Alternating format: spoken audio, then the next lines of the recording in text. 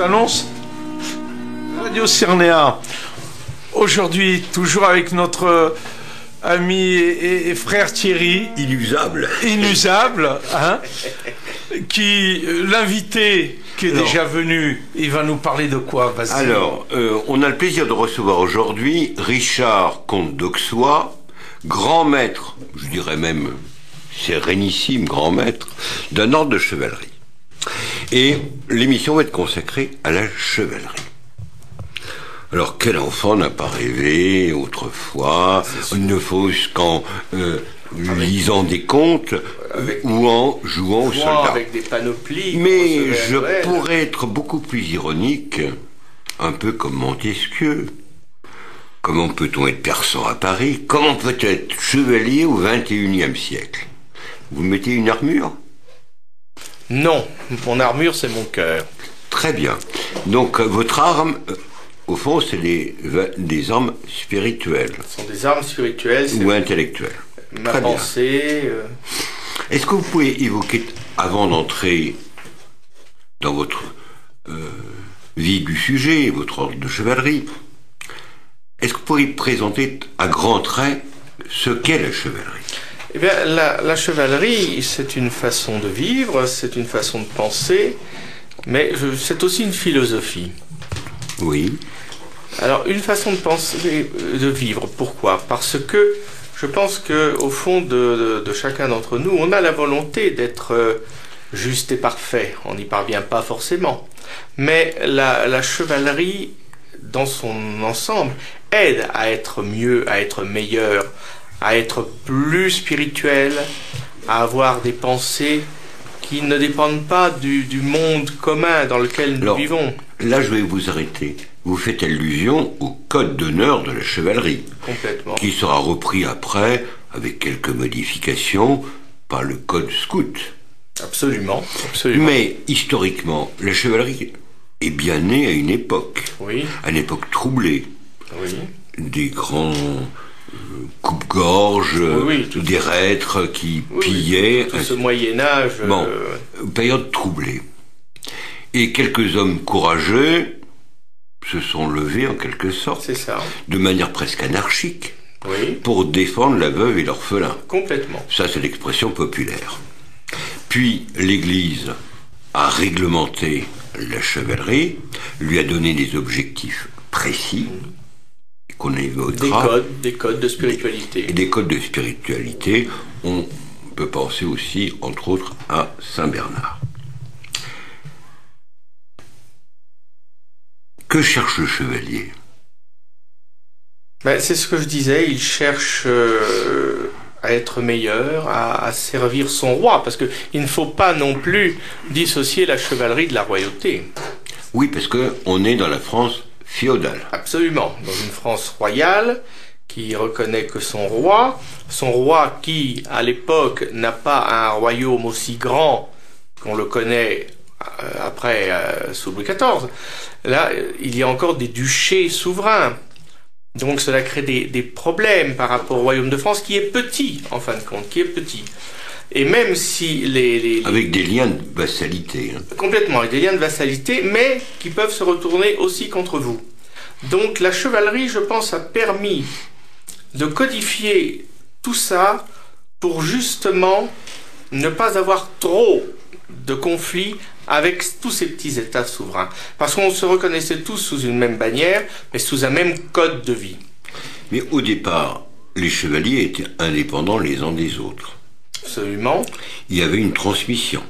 Donc une tradition dans le sens latin du terme, dont on transmet un héritage. Donc un chevalier adoube un autre chevalier. Expliquez ce que ça veut dire. Alors, déjà, quand vous dites qu'ils étaient indépendants, oui, et il y avait une vraie volonté à ce qu'un ordre de chevalerie ne ressemblât pas à un autre ordre de chevalerie.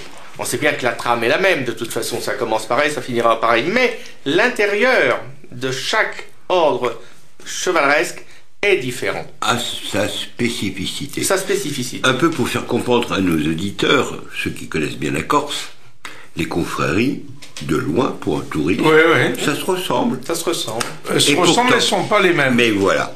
Bon, je pense que non, mais il y a toujours cette idée de défendre quelque chose ou quelqu'un. Absolument. L'ordre chevaleresque défend, comme on disait tout à l'heure, vulgairement la veuve et l'orphelin, ou des valeurs chrétiennes, ou bon. Les confréries défendent le terroir. Aussi. La terre, le terroir, tout ce qui a fait l'histoire d'une contrée, d'un pays, d'une île, etc. Donc l'idée est la même, de toute façon, l'idée est la même. Et on peut voir que l'idéal chevaleresque, qui a sa grandeur et aussi ses faiblesses, parce que cette recherche de la bravoure a pu mener la chevalerie française à des catastrophes, en particulier contre les Anglais.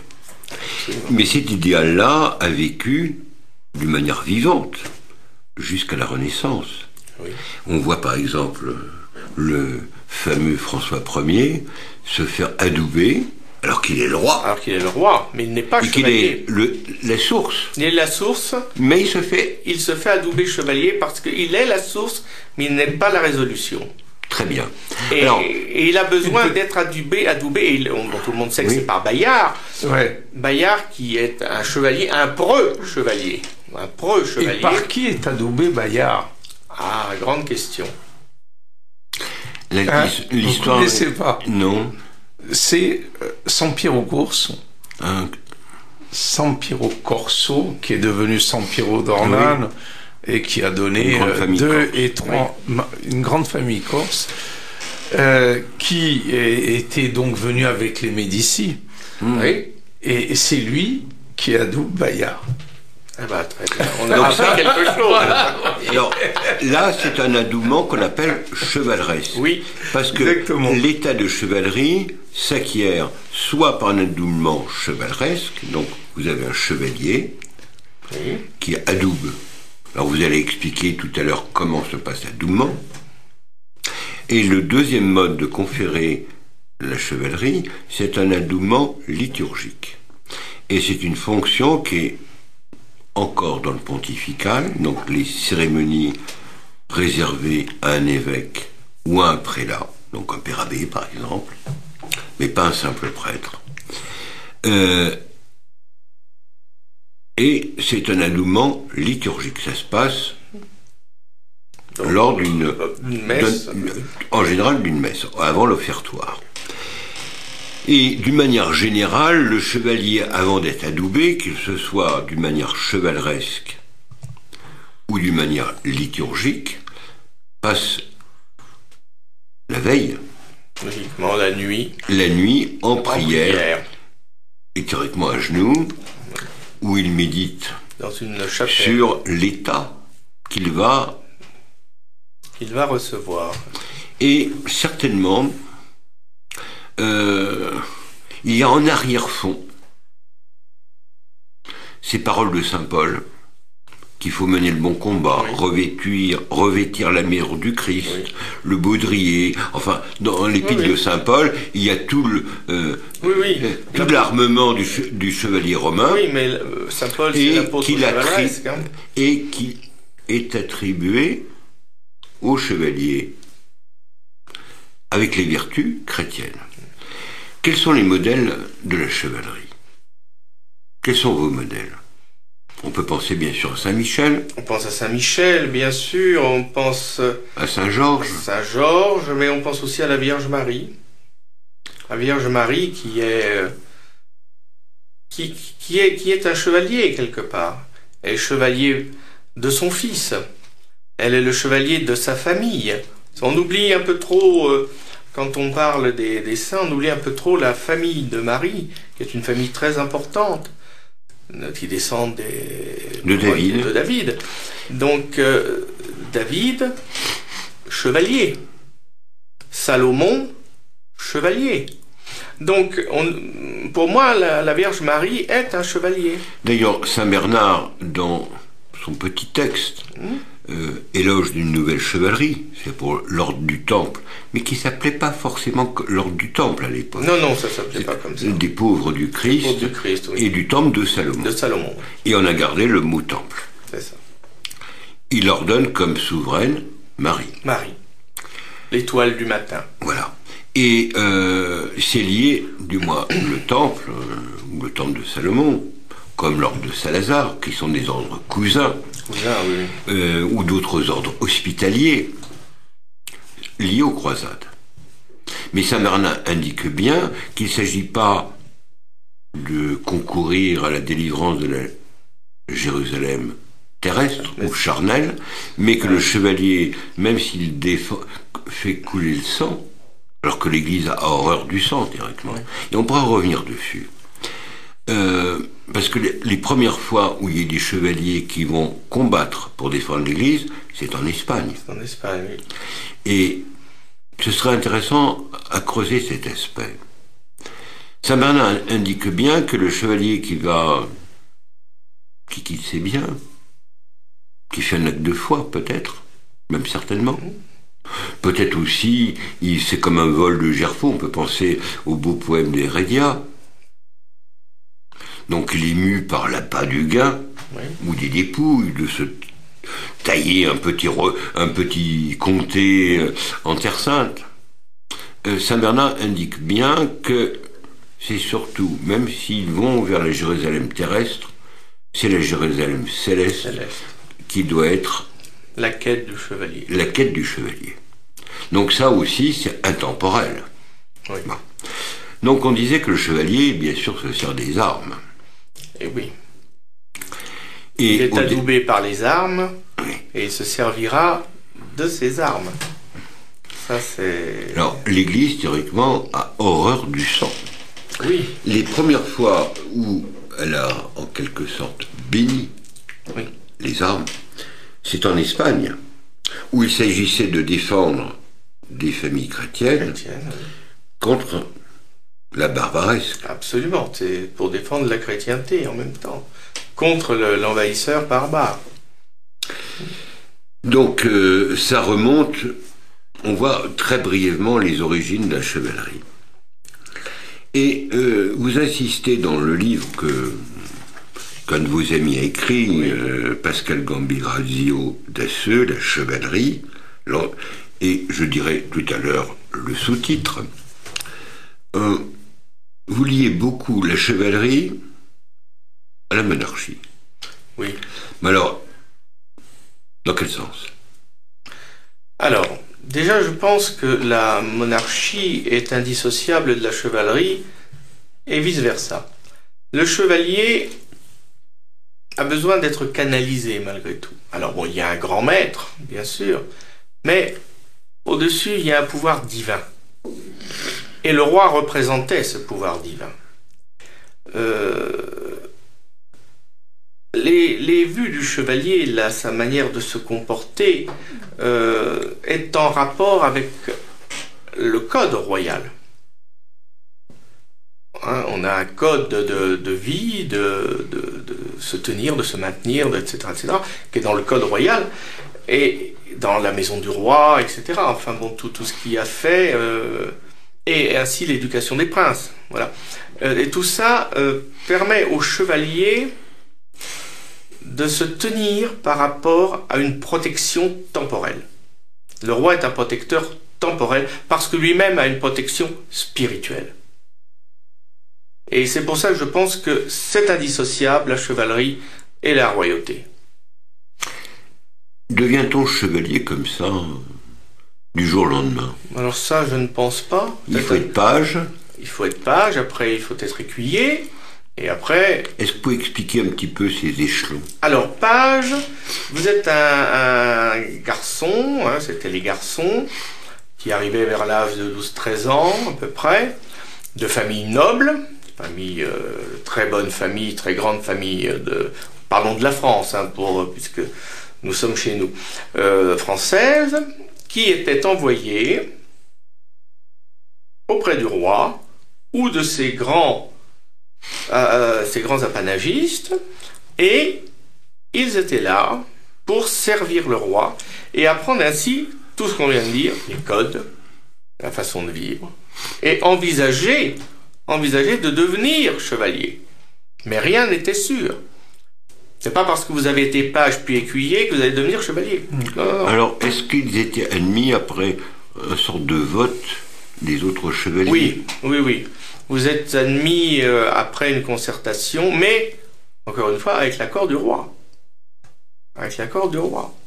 Donc, après avoir passé quelques années en étant page, en servant le roi, en étant, ou les grands apanagistes, en étant dans cette orientation de vie royale, c'est pour ça que tout à l'heure je disais le code royal, eh bien, il devient écuyer. Alors là, ça devient plus intéressant, parce que on est en charge des attributs du chevalier.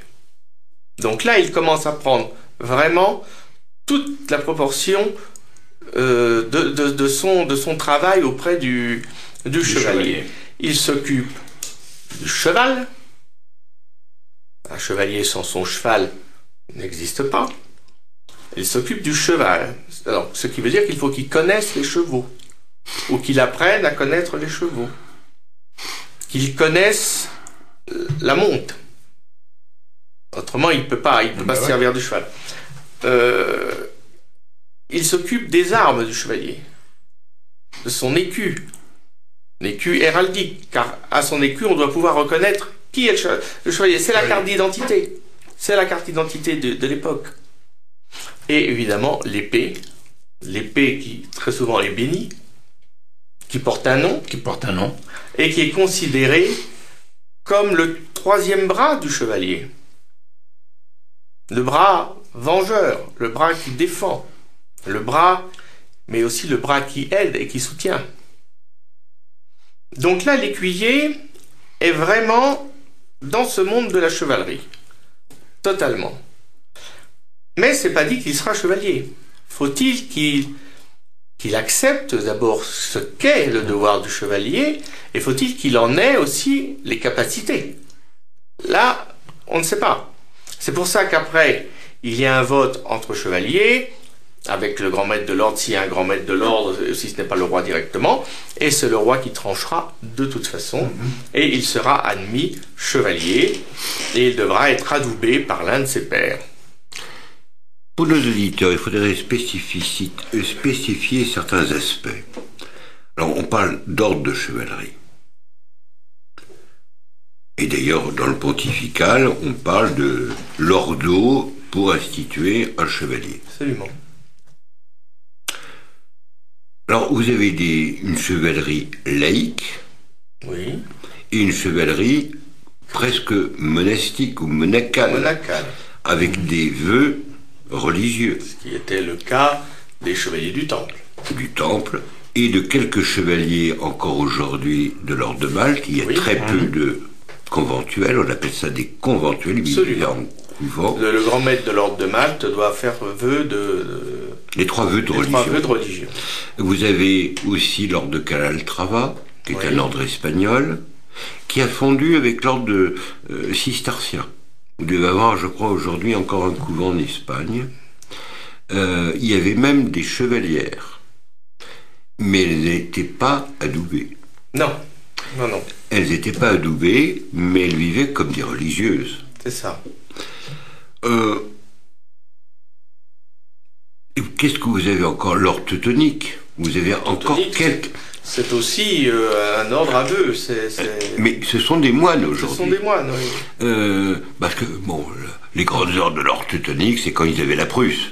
Oui, bien sûr. Hein, et un jour, le grand maître, il a écouté les voix de Luther, il a dit, oh, je vais avoir un beau royaume, j'envoie par-dessus les murs mes vœux de religion, ma soumission à Rome et à l'empereur, et c'est la Prusse. Oui. Mais il reste encore aujourd'hui quelques reliques, au fond, de l'ordre teutonique, mais ce n'est plus que des moines. Et on ne les distingue plus, au fond, des chevaliers. Mais absolument. Qu'en France, malgré tous les ordres français sont des ordres chrétiens, mais il n'y a pas de vœux à faire. Pas du tout. Que ce soit le Saint-Esprit, que ce soit le Saint-Michel, Saint-Louis, l'étoile, il n'y a pas de vœux à faire. Il y a un code qui est différent, comme je disais tout à l'heure, différent suivant les ordres. Une sorte de promesse. Il y a une promesse. Un peu comme la promesse scout. C'est ça, on s'engage Oui. On s'engage par l'adouement, on s'engage à être un preux chevalier. Donc ça dit bien ce que ça veut dire. Défendre l'Église, défendre, encore une fois, la veuve et l'orphelin. Mais on ne prête pas, on ne fait pas de vœux ni de chasteté, ni de misère, de pauvreté, etc. Ou d'obéissance. Alors, on fait le vœu d'obéissance. Mais c'est pas un vœu, c'est un serment. C'est une forme de serment. Ouais. Mais qui concerne uniquement la vie de l'ordre. Ah, totalement. Par exemple, un grand maître de chevalerie, d'un ordre de chevalerie, ne pourrait pas imposer à ses chevaliers tel ou tel vote ou tel choix politique. Ah non, absolument pas. Absolument pas. C'est uniquement dans le cadre de l'ordre chevaleresque. Donc revenons, vous disiez que normalement, il y a une fondation au départ d'ordre royal. D'ordre royal, absolument. Est-ce que vous pouvez expliquer ce qu'on entend par ordre souverain?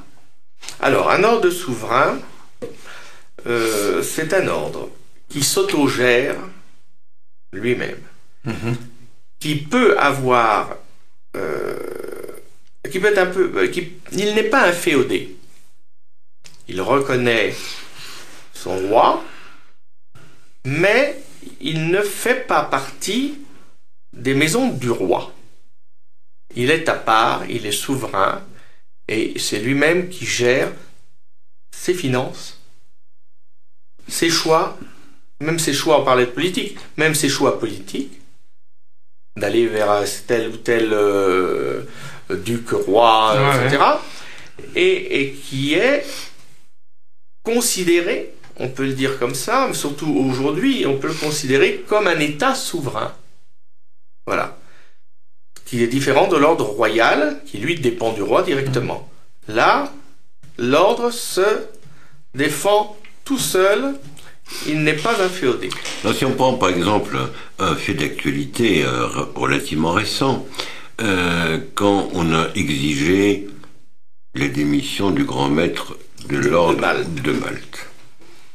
Juridiquement, le grand maître a très bien pu refuser. Totalement, parce que, encore une fois, et c'est la même chose pour l'ordre dont nous parlerons tout à l'heure, le souverain, qu'il soit roi ou souverain pontife, est le chef suprême, mais il n'est pas le chef souverain. Et le grand maître de Marne aurait très bien pu dire, mais attendez, moi je suis chez moi, je fais ce que je veux. Dire c'était sa première réaction. Ça a été sa première réaction. Bon, après, on lui a fait comprendre qu'il fallait mieux qu'il s'en aille, parce qu'il y avait des loups. Oui, bon, passons. Voilà, ne nous égarons pas. Mais il aurait très bien pu rester, bien sûr, il est souverain. Et l'ordre de Malte a un statut d'ordre souverain. Alors, l'ordre de Malte est un des rares ordres reconnus par les États modernes, puisqu'il a un statut juridique d'État. Absolument. Même s'il a perdu son territoire. Oui, il n'a plus qu'un palais à Rome, voilà. C'est tout. Qui jouit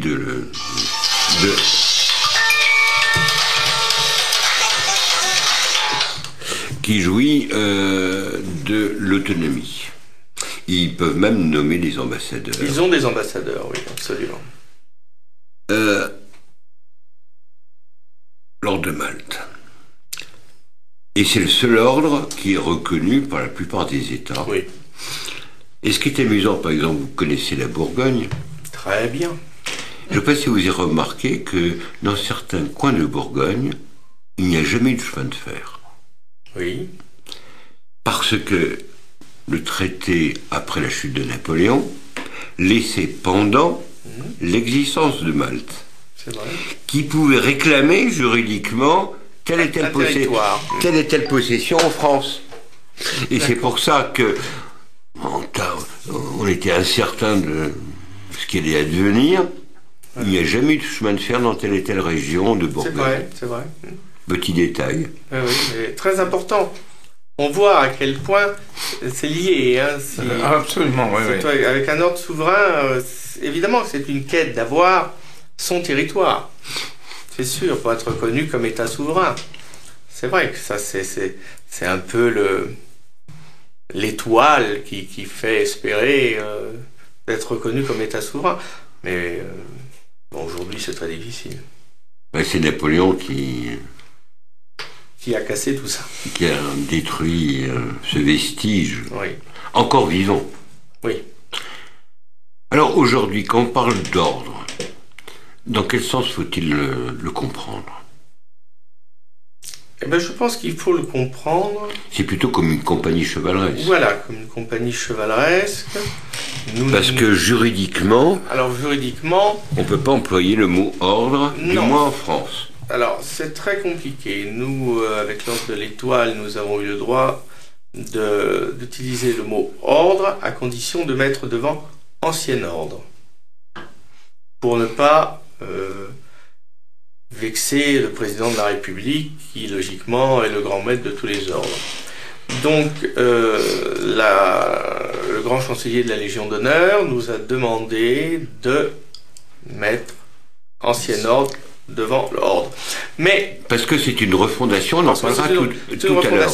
Mais par exemple, on pourrait très bien imaginer, il y a eu des cas, par exemple en Belgique, l'ordre du Rouvre, par exemple, oui, qui a disparu, ça peut durer peu de temps.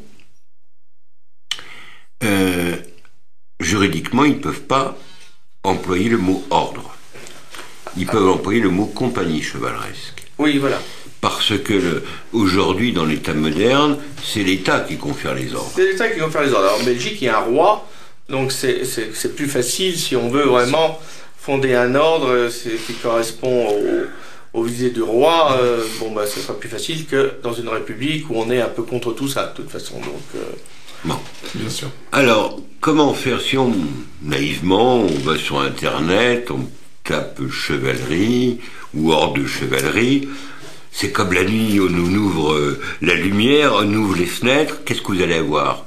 Toutes sortes de papillons, d'oiseaux bizarres qui vont venir, attirés par la lumière. Exactement. Bon. Absolument. Vous allez sur Internet, vous avez je ne sais pas combien d'ordres du temps, combien d'ordres du dragon vert, que sais-je. Comment vous protéger contre des escrocs, des falsificateurs?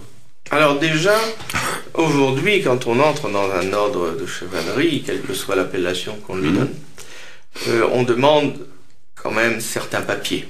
Oui, non, mais ça c'est normal. Donc le casier que ce soit l'ordre de Saint-Lazare, voilà, le casier judiciaire, l'acte de baptême, etc. Parce que on peut pas accepter tout et n'importe quoi, n'importe qui. Parce que vous êtes, vous, un ordre catholique. Oui. Est-ce que vous acceptez des gens d'autres confessions? Non. Si, nous acceptons les protestants et les orthodoxes. Voilà. Et au nom de quoi? Parce qu'il n'y a pas une tradition ancienne. Non, mais je pense qu'aujourd'hui... C'est comme l'ordre de Saint-Lazare, alors. Oui, je pense qu'il faut être œcuménique. D'accord, j'ai compris. Mais on ne peut plus se cantonner à être seul. Mais comment vous protégez, par exemple, contre des faussaires? Difficile, mais bon, ça après, c'est au jugement. Et puis de toute façon, si la personne commence à dévier, je leur ai dit... Non, mais d'accord, mais mettons quelqu'un qui ne connaît pas. Il va sur Internet, il tape ordre de chevalerie, il y a de tout. Bien sûr, il y a de tout. Est-ce que vous êtes capable de vous protéger contre des aigrefins? Oui, je pense que oui. Nous avons quand même dans l'ordre des personnages parce que regardez, qui sont l'ordre de l'Étoile. L'ordre de l'Étoile. Bon, c'est moi qui ai fait la mise en page du livre et les illustrations. J'ai passé d'ailleurs un très bon moment. Mais je me suis amusé à aller sur Internet et de regarder à peu de choses près. On trouve des faux frères, comme on pourrait dire. Ah oui, mais bien sûr. Mais bien sûr. Alors, par exemple, l'ordre de l'Étoile, bon, ça peut être l'Étoile du Sud ou l'Étoile du pôle Nord, que sais-je. Et ça existe, l'Étoile du Sud. Oui. Peu importe. Mais je disais ça pour rire, Est-ce que vous pouvez... Bon, je pense que vous avez fait déposer le nom. Oui. Donc, est-ce que vous pouvez juridiquement... Mettons quelqu'un qui s'appellerait l'ordre de l'Étoile du pôle Nord. Est-ce que vous pouvez lui interdire? Alors, légalement. Interdire petit pas parce qu'il rajoute à l'étoile quelque chose. S'il s'intitulait uniquement Ordre de l'Étoile, oui, bien sûr. Bah oui. Bien sûr, puisque de toute façon l'Ordre de l'Étoile est une marque. Elle est déposée comme une marque. Bon. Elle est déposée comme une marque. Comme tous les ordres de chevalerie français d'ailleurs, nous les avons déposés comme des marques. Donc personne ne peut s'en prévaloir. Ou usurper. Et là, c'était une précaution par rapport à certains faussaires. Oui, ou personnes indélicates, même de la famille royale. Bon. L'ordre dont vous êtes le grand maître est un ordre à la fois ancien et récent. Absolument. Donc c'est-à-dire qu'il a été reconstitué, réanimé, sorti du musée pour lui redonner vie. Alors, comment ça s'est passé? Eh bien, c'est une volonté, après un passage difficile à l'ordre de Saint-Lazare. Il y a eu beaucoup de conflits. Alors, une des branches de Saint-Lazare, parce qu'il y en a autant que... Il y en a 3 ou 4. On peut en bénir. Parce que l'ordre de Saint-Lazare, qui a été restauré au XIXe siècle, avait comme protecteur historique le patriarche grec catholique de Damas. Et aujourd'hui, on voit toutes sortes de... Oui, non, on voit tout et n'importe quoi. Bon. C'est dommage, d'ailleurs. Et donc, après un passage douloureux, difficile, avec feu Monseigneur le comte de Paris, qui vient de nous quitter, nous avons eu l'envie, la volonté de créer un ordre chevaleresque. Alors, lequel prendre? C'était assez compliqué, parce que le Saint-Esprit, Saint-Louis, Saint-Michel, tout ça, logiquement, est protégé par la Légion d'honneur, et on ne peut pas trop y toucher. Donc, il a fallu aller vers des ordres encore plus anciens. Et on a trouvé donc cet ordre de l'Étoile, qui est le plus ancien ordre en fin de compte. Et vous avez rajouté du Mont Carmel. Alors on a rajouté le Mont Carmel. Alors ça, vous le partagez avec l'ordre de Saint-Lazare. Non. Attendez, là il faut revenir sur l'histoire. La seule branche qui a le droit de se servir de Notre-Dame du Mont Carmel après ordre de Saint-Lazare, c'est la lieutenant de Saint-Lazare, qui est suffragante de l'ordre de l'Étoile, et dont je suis le patron. D'accord. C'est tout. Mais les autres n'ont pas le droit de le faire. Mais il me semble qu'au départ... Au départ, c'était Saint-Lazare et Notre-Dame de Mont-Carmel. C'est ça. Ça à la création. Tout à fait à la création. Absolument. Mais tout ça a disparu, et personne ne peut se prévaloir de mettre et Notre-Dame du Mont-Carmel. Parce que là aussi... Même pas la branche de Saint-Lazare. Non, il n'y a que la lieutenance. D'ailleurs, je l'ai fait réintégrer au titre. Alors eux, ils ont un protecteur religieux. Alors, la lieutenance dépend de l'ordre de l'Étoile. Donc il n'y a pas de protecteur religieux, mais on a signé des accords avec l'international pour faire corps avec la branche espagnole. Ce qui est mieux que d'avoir 36 branches qui œuvrent. Une petite parenthèse. Bon. Votre ordre a été réanimé en quelque sorte par un prince de sang. Donc il y avait les prérogatives de faire ce qu'il a fait. Absolument. Mais vous avez certains ordres anciens qui ont été réanimés par des dignitaires religieux. Oui. Entre autres Saint-Lazare. Et je ne connais pas le nom actuel. Oui, l'ordre qui s'appelle le patriarcat de Damas a créé aussi un ordre de chevalerie tout récemment. Mais c'est tout récent. Mais encore une fois, Saint-Lazare avait comme grand maître toujours un prince de France. Donc là aussi, il y a quand même le pouvoir suprême qui est au-dessus. Puisque le dernier grand maître de Saint-Lazare sous la Restauration, ça a été... Alors, on se demande si ça a été Charles X ou Louis XVIII. Moi, je crois que c'est Louis XVIII qui a été le dernier grand maître de Saint-Lazare. Légitime, oui. Maintenant, je vais vous poser des questions un peu redoutables. On pouvait très bien comprendre qu'au Moyen-Âge ou sous l'Ancien Régime, on ait envie de devenir chevalier pour défendre la veuve et l'orphelin ou son roi. Aujourd'hui, Il y a beaucoup de veuves, beaucoup d'orphelins, plus de rois. Alors, qu'est-ce qui peut pousser un homme sain d'esprit à devenir chevalier? Est-ce que c'est le plaisir d'avoir une cape pour cacher sa misère? Croyez-vous que je sois sain d'esprit? Alors ça, je vous en... C'est là la grande question. Oui. Non, mais est-ce que vous n'avez pas peur que ça attire des gens soit peu équilibrés, soit qui cherchent à vivre si, ça dans attire, un autre monde? Oui, bien sûr. Ça attire forcément des branzingues. C'est normal. Ouais, ça attire aussi beaucoup de personnes, comme vous disiez, pour avoir un joli costume, une croix, une médaille, un chapeau, voilà. C'est bien sûr, mais enfin, à nous d'être suffisamment vigilants et... Parce que théoriquement, il y a un temps de probation qui permet à l'ordre de vérifier si le type vraiment recherche... Vraiment, une quête spirituelle ou non? Une quête spirituelle, mais le danger, c'est de vouloir mettre à cette boutonnière X médailles. Alors, est-ce que vous interdisez la double appartenance? Alors, la double appartenance, oui. Sauf Saint-Lazare, bien sûr. Sauf la branche de Saint-Lazare qui est sous l'autorité de l'Ordre de l'Étoile. Autrement, oui, parce qu'après, ça devient n'importe quoi. C'est la chasse aux médailles, quoi. Mais ça peut être un danger. Et ça peut être un danger. Et puis, je veux dire, je suis de l'ordre de ceci, de l'ordre de cela, de l'ordre d'autre chose. C'est n'importe quoi. On ne peut pas être partout. Alors, qu'est-ce qui peut pousser un homme moderne à mettre ses pas dans ceux des chevaliers d'autrefois? Parce que le combat a changé de nature. Le combat a changé, mais malgré tout, il reste le même. C'est vrai. Alors c'est quoi?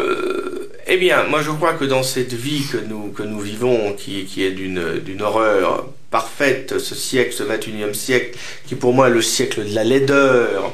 Je croyais que c'était le 19e. Non. Le 21 bat largement le 19e.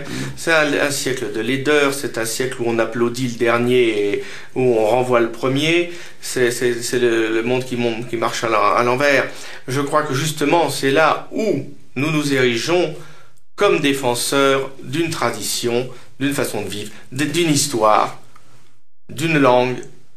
Et nous combattons aussi pour préserver les ouvrages, les mobiliers et immobiliers de la chrétienté. Non, tout ça c'est très beau. Mais permettez-moi d'être un peu dubitatif. Un jeune, par exemple, qui voudrait être moine. Bon, il y a encore des monastères en France, même de tradition. Il va passer plusieurs années à se frotter avec les us et les coutumes de telle communauté, s'imprégner d'une tradition qu'il reçoit. Il y a tout un travail d'éducation. Comment recevez-vous l'homme moderne qui, par nature, est individualiste, marqué par l'esprit égalitaire? Oui. Mais là encore, l'homme moderne, s'il veut rentrer dans un ordre, qu'il est sérieux bien sûr, a d'autres façons de vivre, a d'autres façons de penser. Il n'est pas égalitaire, il pense pas qu'à lui, il a une autre façon d'appréhender cette vie désastreuse que nous vivons au quotidien. C'est une manière de s'élever, c'est quelqu'un qui a envie de s'élever, c'est quelqu'un qui a envie d'entreprendre, de faire, d'être utile. C'est tout à fait différent. Le lambda qu'on trouve dans la rue, il a rien à foutre de la chevalerie, je veux dire. Il sait pas ce que c'est d'abord. Bon. Donc c'est pas sur cela qu'il faut tabler l'existence ou non d'un ordre. C'est de ceux qui ont une aspiration profonde à devenir un chevalier avec les codes de chevalerie qui ne sont plus les mêmes, mais tout en étant similaires, et de défendre ce pourquoi l'ordre est voué. Donc théoriquement, c'est la défense du pauvre, de l'orphelin, de la veuve, de l'Église, et du fait que vous recevez cet héritage qui remonte à la nuit des temps. Oui. Parce qu'on peut trouver l'esprit chevaleresque avant même la chevalerie. Oui, bien sûr. Si on lit par exemple la chanson de Roland, on trouve cet esprit. Bien sûr. Même dans l'Iliade et l'Odyssée. C'est pareil. C'est partie de la culture indo-européenne. Exactement. Et il y a toujours une quête de chevalerie, quelle qu'elle soit. Bien sûr. On peut lui donner n'importe quel nom que l'on veut, mais le résultat est le même. Bien sûr. Les premiers chevaliers, ils remontent à quelle époque? À partir de quand on a décidé d'avoir ces règles? C'est le Moyen-Âge. Mais ancien. Le haut Moyen-Âge. Le haut Moyen-Âge. C'est avant Charlemagne. Non, pas vraiment. Oui et non. Oui et non, on parlait de Roland. Il y a l'esprit chevaleresque. Il y a l'esprit chevaleresque. Ouais. Il n'y a pas encore les chevaliers, les codes de la chevalerie. C'est plutôt lié à l'effondrement des structures politiques sur le territoire, où il y a des brigands. Vous avez des hommes courageux. On arrive 900, 1000. C'est ça. C'est les croisades. Voilà, oui, ça. Hein, à cette époque-là. C'est ça. À cette époque-là. Mais disons, l'esprit chevaleresque précède. Oui, absolument. L'esprit chevaleresque précède la fondation, les fondations. De même, par exemple, il y a des ordres plus ou moins monastiques qui ont disparu. Par exemple, je pense aux moines pontins. Ils étaient surtout actifs en Provence, en Ardèche. Ça a disparu. Ils s'occupaient à construire des ponts pour rendre la vie plus facile à des villages complètement isolés. Mais il y a beaucoup d'ordres qui ont disparu au cours des siècles. Bien sûr. On parlait de l'ordre de l'Étoile. L'ordre de l'Étoile a disparu. C'était un ordre extrêmement dur, avec un code extrêmement dur, où les chevaliers ne devaient jamais tourner le dos aux adversaires, et ne devaient pas être à plus de 4 pas de l'adversaire. Donc forcément, ils se faisaient trucider. Bon, ce qui explique les hécatombes contre les Anglais. Donc, cet ordre est tombé en désuétude. Puis, il a été relevé... Alors ça date de Robert le Pieux, hein, donc c'est vraiment les premiers capétiens. Il est tombé en désuétude ou en déshérence. Arrive Jean le Bon, quand il rentre d'Angleterre, il veut faire une réponse à la jarretière anglaise. Et il va rechercher cet ordre de l'Étoile qu'il modifie, mais les codes restent encore très durs et très compliqués. Et l'ordre tombe, encore une fois, en déshérence. Voilà. Et il y a beaucoup d'ordres comme ça qui ont disparu au cours des siècles, et souvent à cause de leur code très dur. Le fameux dictionnaire d'Héliot, dictionnaire des ordres de chevalerie, du moins ceux qui intéressent à cette question. Il y en a des dizaines et des dizaines. C'est énorme. C'est énorme. Oui. Alors, votre ordre a été restauré, refondé récemment par un prince de la famille d'Orléans. Alors, question subsidiaire, votre ordre serait-il orléaniste? Non, il n'est pas orléaniste, je veux dire, cet ordre a l'appellation d'ancien ordre royal et souverain. Alors on me dit parfois, oui, mais ça peut pas être royal si c'est souverain. Alors c'est totalement idiot. Il est royal parce qu'il vient de la royauté. Maintenant, il y trouve sa source. Il y trouve sa source. Maintenant, il est souverain, donc, comme je disais tout à l'heure, il s'autogère. Nous avons un chef suprême qui est le chef de la famille royale de France, ce qui était donc le cas de feu Monseigneur le Comte de Paris. Aujourd'hui, son fils, qui hérite des titres et de la place de son père, peut être le chef suprême de l'ordre de l'Étoile. Mais s'il ne veut pas, ou si ça ne l'intéresse pas, ou que sais-je, on n'en a pas besoin. Si l'ordre est souverain. L'ordre est souverain. Moi, j'en suis le grand maître. Alors, je vais vous poser une question. Mettons, vous n'êtes pas orléaniste, donc vous accepteriez un bonapartiste ou un légitimiste. Oui, mais je vais vous dire, ça m'étonnerait qu'ils viennent vers nous. Bon, on ne sait jamais. Oh, ça m'étonnerait. Alors là, ça m'étonnerait beaucoup. Qui sait? Moi, j'ai connu des bonapartistes qui étaient en même temps monarchistes. Mais je veux dire, je croirais plus à un bonapartiste, qui vienne nous demander l'entrée en chevalerie, qu'un qui fait partie de la maison de Bourbon. Là, Et pour quelle raison? Parce qu'ils défendent un autre prince, enfin un prince d'ailleurs qui n'a pas la qualité de prince, qui se prétend être le roi des jurés de France. Donc forcément, ils n'ont pas envie d'aller dans un ordre qui a été refondé par le comte de Paris. Qu'en savez-vous? Non. Ça, alors là, je pense. ma tête à couper.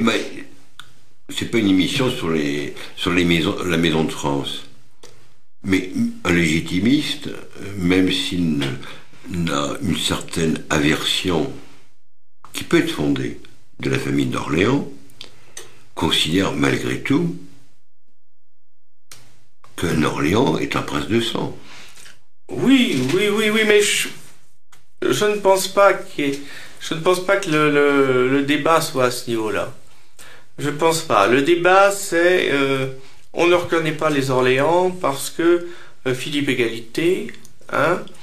Deuxièmement, c'est pas vrai, ils n'étaient pas les héritiers du trône, c'est nous parce que, en fin de compte, le traité d'Utrecht n'existe pas. Écoutez, on va pas faire une querelle juridique là-dessus, mais voilà. C'est une question que je connais sur le plan juridique. On n'a pas grand-chose à se dire. Mais là-dessus, vous avez pas de tort. Et, petite parenthèse dans l'émission, le traité d'Utrecht, théoriquement, le roi est dans une sainte impuissance. Il ne peut pas aliéner la souveraineté. Non. On peut penser ce qui s'est passé pendant la guerre de 100 ans. La France a failli devenir anglaise. Oui, ben justement. Mais les juristes auraient empêché cela. Voilà. Et là, c'est pareil avec Philippe Saint-Despagne, c'est la même chose. Il renonce. Quand on crée une maison, une autre branche, une autre maison royale, on abandonne ses titres et qualités de la maison dans laquelle on vient. Ça, c'est primordial. Ça peut se discuter. Laissons ça de côté, on arrive presque à la fin de l'émission. Alors, un ordre de chevalerie a un objectif, un combat mené. Si je vous ai bien compris, on reçoit une tradition, on essaie de la défendre, de l'illustrer. Mais concrètement, c'est quoi? Alors concrètement, l'ordre, on va prendre l'ordre de l'Étoile, puisque c'est celui qui nous occupe, n'est pas un ordre qui défend la veuve et l'orphelin. Ce n'est pas un ordre humanitaire, caritatif. Hospitalier. Hospitalier. Ce n'est pas notre but. Pour ça, il y a la branche de Saint-Lazare. Nous, ce que nous voulons, c'est la préservation du patrimoine chrétien. Racheter les églises en perdition, racheter les monastères, racheter tout ce qui tombe et que l'Église laisse tomber. Mais pas seulement en rachetant les monuments et puis on se dit ça y est, on est heureux, on a une église. Non, en remettant un curé dans l'Église, en recréant la vie, la cité autour de l'Église. Donc, recréer des sortes de micro-chrétienté. Exactement. La chrétienté. Beau programme que je vous souhaite de réaliser. Voilà. On s'y emploie, en tout cas. Écoutez, chers amis, à une prochaine émission. À une prochaine fois. À une prochaine fois.